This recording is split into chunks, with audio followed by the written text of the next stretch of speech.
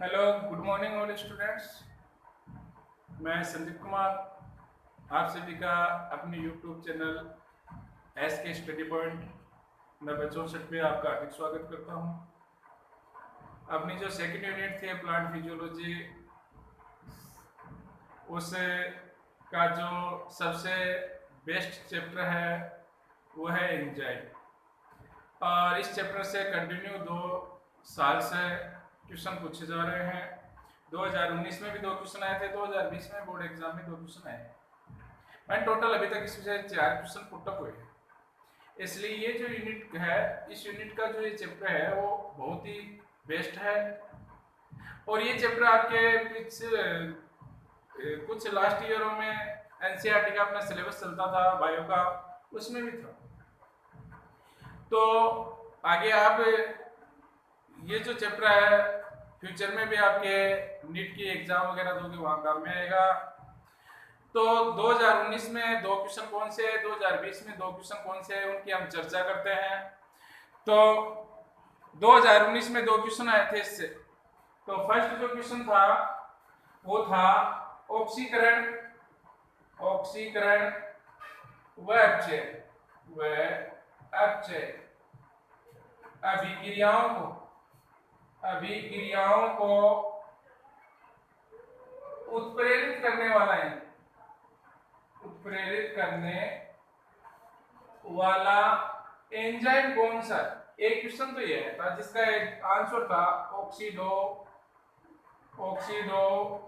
Reductase. ये एक question आया था। सेकंड क्वेश्चन आया था कि एंजाइम की क्रियाविधि को सक्रियण ऊर्जा की कमी के आधार पर समझेंगे। ये 2 क्वेश्चन आए थे 2019 में। अब 2020 में भी 2 क्वेश्चन आए इसी से। फर्स्ट है क्रियाधारों के आधार पर नामकरण समझे। क्रियाधारों के आधार पर एंजाइम का नामकरण समझे। ये क्वेश्चन आया है। तो क्रियाधार क्या है, तो क्रियाधार को आप बोल सकते हो अभिकार। कोई भी रिएक्शन होती है उसका फर्स्ट भाग अभिकारक होता है, और अभिकारकों के बीच क्रिया होने पर किसका निर्माण होता है, उत्पाद का। अब यहाँ आपको स्पष्ट रूप से यह क्या रखना है कि क्रियाधारों के आधार पर एंजाइम का नामकरण करें। तो क्रियाधार के रूप में जैसे हमने माल्टोज, तो माल्टोज शब्द के एंड में प्रत्यय के रूप में आप एज शब्द जोड़ दें तो क्या बन जाएगा, माल्टेज। क्या बनेगा, माल्टेज। इसी प्रकार लेक्टोज हो तो उसके एंड में भी एज जोड़े तो क्या बनेगा, लेक्टेज। सुक्रोज हो तो उसके एंड में भी एज जोड़ेंगे तो सुक्रेज। इस प्रकार क्रियाधारों के आधार पर एंजाइम का नामकरण किया जाता है। सेकंड क्वेश्चन 2020 में कौन सा था, तो वो मैं यहाँ लिख रहा हूँ। देखो सेकंड अपना जो क्वेश्चन था 2020 में कौन सा था, वो देखो इस प्रकार से है कि एंजाइम की क्रियाविधि को तालाकुंजी सिद्धांत के आधार पर समझे। तालाकुंजी सिद्धांत के आधार पर समझे। ये इस प्रकार लगातार 2 सालों से 9 के चैप्टर से टोटल 4 क्वेश्चन आ चुके हैं। तो ये परीक्षा की दृष्टि से बहुत ही अच्छा है, और आपको इस चैप्टर को गहनता से पढ़ना है और इसका अध्ययन करना है। तो अब हम इस चैप्टर की चर्चा करते हैं। तो चैप्टर का नाम क्या है अपना, वो आप सभी को मालूम है। चैप्टर का नाम है एंजाइम। कौन सी यूनिट का है, प्लांट फिजियोलॉजी सेकंड का। तो हम एंजाइम की बात करेंगे। देखो एंजाइम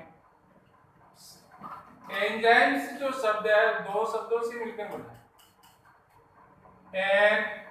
और जाइम्स, एन का अर्थ है यहाँ इन, जाइम्स का अर्थ है यहाँ ईस्ट, और ईस्ट एक प्रकार की क्या है, कवक। सबसे पहले एंजाइम की खोज किसमें की गई थी, ईस्ट के अंदर की गई थी। ईस्ट एक प्रकार की कवक है। तो ये कवक किस रूप में काम में ली जा सकती है, तो आपने बेकरी उद्योग का नाम सुना होगा। जैसे हम ये कहें इडली डोसा वगैरह, ब्रेड वगैरह, या कहें पनीर वगैरह, इन सभी का निर्माण करने के लिए ईस्ट कवक का प्रयोग करते हैं।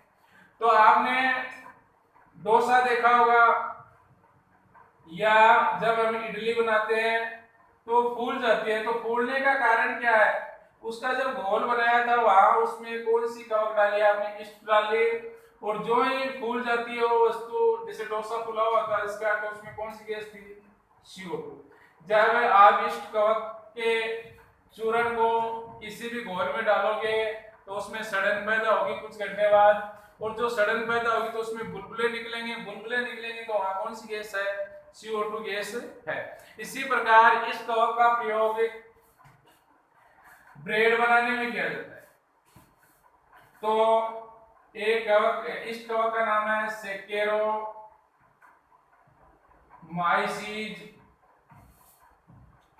सेरिवेसी। कौन सी कवक का प्रयोग ब्रेड बनाने में किया जाता है, तो आपको पता होना चाहिए, सेकेरोमाइसीज सेरिवेसी। इसी प्रकार बियर बनाने के लिए भी इसी कवक का प्रयोग किया जाता है।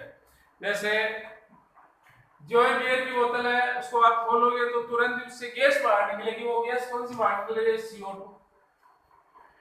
तो कहने का अर्थ है CO2 गैस बाहर निकली है, वहां पर एक किण्वन क्रिया हुई है, सड़न पैदा हुई है, और वो सड़न किसके कारण पैदा हुई, इस कवक के कारण। इस कवक का नाम क्या है, सेकेरोमाइसीज सेरिवेसी नाम।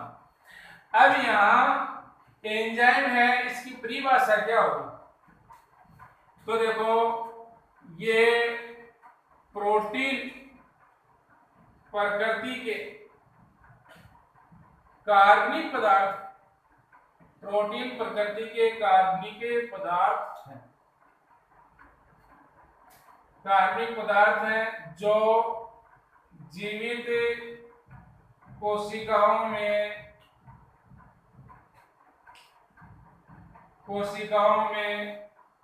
जैव उत्प्रेरक का कार्य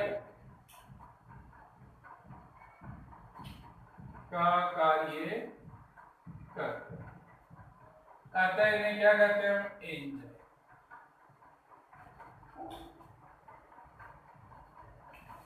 ये प्रोटीन प्रकृति के कार्बनिक पदार्थ हैं, यहाँ एक शब्द और जोड़े, पदार्थ हैं जो जीवित कोशिकाओं में जैव उत्प्रेरक का कार्य। तो आपको पूछा जाए कि एंजाइम की प्रकृति कैसी है, तो आप कहोगे प्रोटीन प्रकृति की। साथ में इसमें एक शब्द आ रहा है जैव उत्प्रेरक। जैव का अर्थ है यहाँ जीवों की सेल्स। उत्प्रेरक क्या है, तो उत्प्रेरक वे पदार्थ होते हैं जो अभिक्रिया की दर को या तो बढ़ा देंगे या घटा देते हैं, और स्वयं क्या रहते हैं, मानिए खुद या स्वयं क्या रहते हैं, अपरिवर्तित रहते हैं। तो इन्हें आप क्या कहोगे, उत्प्रेरक कहते हैं। अब एंजाइम है वो अपने शरीर में दो प्रकार की ग्रंथियां पाई जाती है, एक तो अंतःस्रावी ग्रंथियां और एक है बहिस्रावी ग्रंथियां। तो बहिस्रावी ग्रंथियां वो एंजाइम को स्रावित करने का क्या करती हैं, कार्य करती हैं। एंजाइम का अपने शरीर में मुख्य कार्य क्या है, उपापचयी क्रियाओं को संपन्न करना। उपापचयी क्रियाओं को संपन्न करना, जैसे हमने भोजन ग्रहण किया, उस भोजन का पाचन विभिन्न प्रकार के एंजाइमों के माध्यम से होता है, और विभिन्न प्रकार के एंजाइम हैं वो अपने आहार नाल के विभिन्न भागों से स्रावित होते हैं। जैसे पेप्सिन का नाम सुना आपने, लाइपेज का नाम सुना होगा आपने, ट्रिप्सिन का नाम सुना होगा आपने, इनवर्टेज एंजाइम का नाम सुना होगा आपने, लेक्टेज का नाम सुना होगा, टाइलिन का नाम सुना होगा, एमाइलेज का नाम सुना होगा। ये सभी एंजाइम्स हैं और ये सभी एंजाइम्स उपापचय क्रियाओं को संपन्न करने में क्या होते हैं, सहायक होते हैं, माने भोजन का पाचन करने में सहायक होते हैं। अब बात करें हम इसके इतिहास की कि एंजाइम का इतिहास क्या है, तो उसकी चर्चा करते हैं। तो देखो यार, इतिहास किसका, एंजाइम का। तो हिस्ट्री ऑफ एंजाइम्स, इतिहास। तो इतिहास की हम बात करें, सबसे पहले एक वैज्ञानिक था एडवर्ड बुकनर। एडवर्ड बुकनर जिसने जाइमेज एंजाइम की खोज की। जाइमेज एंजाइम की खोज की किस कवक में की, ईस्ट कवक में। तो सबसे पहले कौन सा एंजाइम खोजा गया, जाइमेज एंजाइम खोजा गया। फिर एक वैज्ञानिक है बर्जीलियस। इसने एंजाइम की जैव उत्प्रेरक के रूप में पहचान, किसके रूप में पहचान की, जैव उत्प्रेरक के रूप में। इसके बाद में एक वैज्ञानिक था विली पुहने, जिसने एंजाइम शब्द का प्रयोग किया। इसके बाद में एक वैज्ञानिक आया था जेबी सुमनर,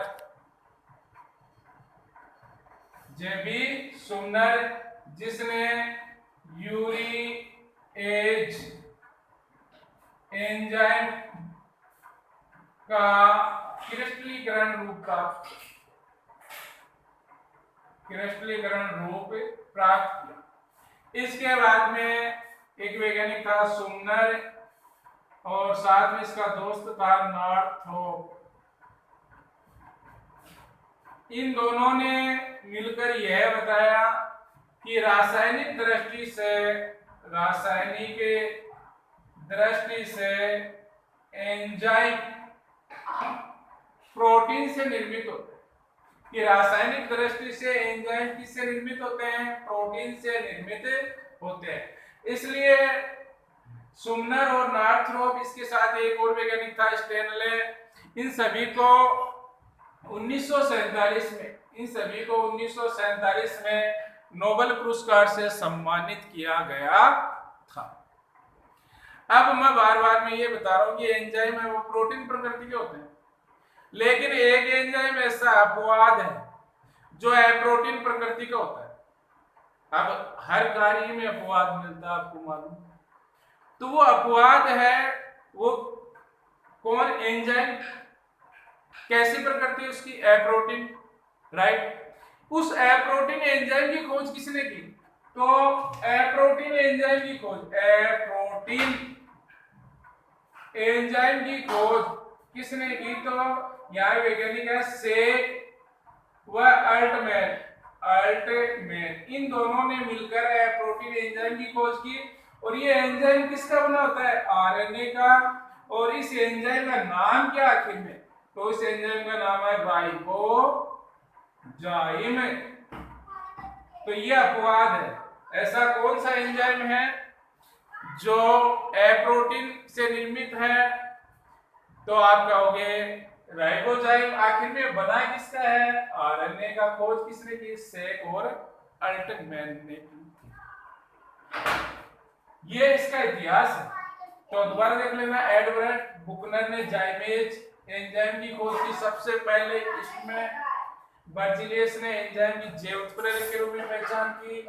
विली पुहने ने एंजाइम शब्द का प्रयोग किया था। जेबी सुमनर ने यूरिएज एंजाइम का क्रिस्टलीकरण प्राप्त किया था। फिर सुमनर व नॉर्थरोप ने रासायनिक दृष्टि से यह बताया कि एंजाइम किसके बने होते हैं, प्रोटीन के। इसके बाद में 1947 में सुमनर, नॉर्थरोप और स्टेनले को नोबेल पुरस्कार से सम्मानित किया गया। उसके बाद में दो वैज्ञानिक आए, कौन, सेक और अल्टमैन। इन्होंने ये बताया कि एंजाइम में भी एक अपवाद है, वो है ऐसा एंजाइम जो एप्रोटीन एंजाइम कौन सा है, राइबोजाइम, जो किसका बना होता है, आरएनए का। वेरी मोस्ट आपको याद रखना है। ऐसा कौन सा है प्रोटीन एंजाइम है जिसकी खोज सेक और अल्टमैन ने की थी। तो आप बताओगे राइबोजाइम। राइबोजाइम किससे निर्मित होता है? आरएनए से निर्मित होता है। अब हम नई बात करेंगे संयुग्मित एंजाइम की या होलो एंजाइम की या कहें पूर्ण एंजाइम। तो देखो ये क्या होता है, यहां आपको एक एंजाइम बताइए होलो एंजाइम। होलो एंजाइम जिसे हम कह सकते हैं पूर्ण एंजाइम।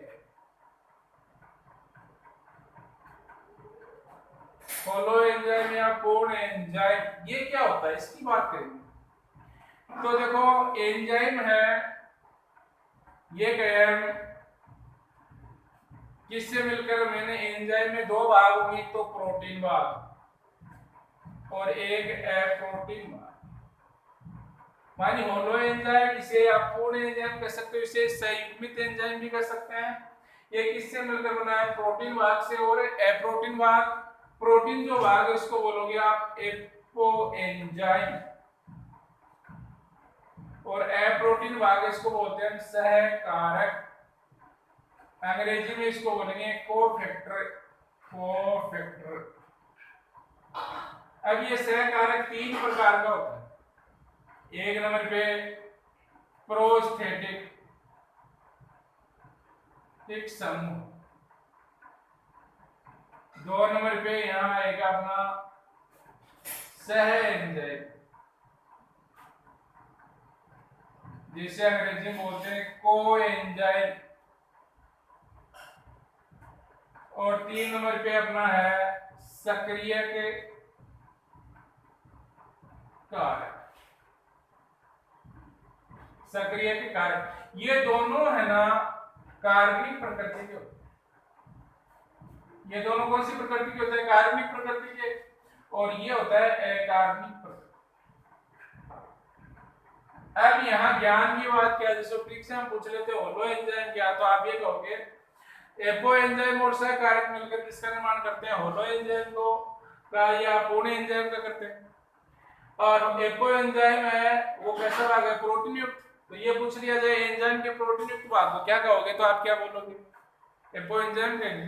ए प्रोटीन युक्त भाग को क्या कहेंगे? सहकारक कहेंगे। ये से कोफैक्टर कहेंगे। अब ये पूरी परीक्षा में पूछ लेंगे होलो एंजाइम वो किससे मिलकर बना है? एपो एंजाइम और सहकारक। अगर आप सहकारक नाम यहाँ नहीं लिखते हो तो इन तीनों में से यहाँ नाम लिख सकते हो, वो भी अपना क्या होगा? सही होगा। अब यहां अपवाद आ जाएगा दोबारा। क्या आएगा? अपवाद कि कुछ ऐसे एंजाइम है जो पूर्ण रूप से किससे निर्मित होते हैं? प्रोटीन से। कुछ ऐसे एंजाइम है जो पूर्ण रूप से किससे निर्मित होते हैं? प्रोटीन से। जैसे नाम बोले हैं पेप्सिन, ट्रिप्सिन। पेप्सिन है, ट्रिप्सिन है, ये दोनों एंजाइम पूर्ण रूप से किससे निर्मित होते हैं? प्रोटीन से। मानी शुद्ध रूप से प्रोटीन के बने होते हैं। ये अपवाद हो गए यहाँ। अन्यथा होलो एंजाइम या पूर्ण एंजाइम में अभी क्या होता है कि प्रोटीन के साथ में क्या जुड़ेगा? प्रोटीन भाग जुड़ेगा। लेकिन यहाँ अपवाद आ गया कि उन एंजाइमों के नाम बताइए जो पूर्ण रूप से प्रोटीन से निर्मित होते हैं। तो आपको याद रखने हैं, एक तो नाम क्या है? पेप्सिन है, एक नाम क्या है? ट्रिप्सिन है। अब होलो जो एंजाइम है उसका आपको एक डायग्राम बताया था, तो देखो यार इस प्रकार से होलो एंजाइम का डायग्राम आपको बता रखा है। यहाँ एक समूह जुड़ा हुआ है, इस समूह को बोलेंगे प्रोस्थेटिक समूह। प्रोस्थेटिक समूह। अब ये जो शेष भाग है वो क्या है? एंजाइम, सॉरी शेष जो भाग है उसको आप क्या कहोगे? Apo enzyme. तो ये एपो एंजाइम है, ये तो इसका अधिकांश भाग किसका बना होता है? प्रोटीन का। और ये भाग कौन सा इसका? प्रोटीन भाग। अब यहाँ एपो एंजाइम है, इसमें सक्रिय कारक होते हैं। तो इस एपो एंजाइम के साथ में प्रोस्थेटिक समूह वो दृढ़ता से जुड़ा है, दृढ़ता से जुड़ा होता है। ये जो डायग्राम है वो किसका है? होलो एंजाइम का है। ये छोटा सा आपके सामने जो वीडियो है इसको ध्यानपूर्वक आप बार बार देखें। अधिक रूप से आप जितनी बार देखोगे ना उतना ही ज्यादा आपको समझ में आएगा। अगर आपको बोर्ड एग्जाम में आने वाले समय में दोबारा 2 क्वेश्चनों का हल करना है तो आप इस वीडियो के साथ बने रहें। इसको अधिक से अधिक लाइक करें, आप अधिक से अधिक देखें आप इसको, और देखने के बाद में सब्सक्राइब करें। साथ में आप सब्सक्राइब करते हो तो आपको जब भी मैं वीडियो डालूंगा तो आपके पास नोटिफिकेशन आ जाएगा और आप आराम से फ्री में वो वीडियो देख सकते हो। आजकल सभी स्टूडेंट्स के लिए बहुत अच्छी सुविधाएं हो गई हैं, ऑनलाइन घर बैठे वो फ्री में पढ़ सकते हैं, बार बार नई चीज सीख सकते हैं वीडियो के माध्यम से। आपको ये वीडियो पसंद आए तो आप इसको अधिक से अधिक लाइक करें, जिससे मेरे को ये पता चलेगा कि स्टूडेंट्स हैं वो जो वीडियो देख रहे हैं वो किस प्रकार से उस वीडियो के प्रति आकर्षित हैं या नहीं है। लाइक करने पर पता चलता है। ठीक है, थैंक्स सभी।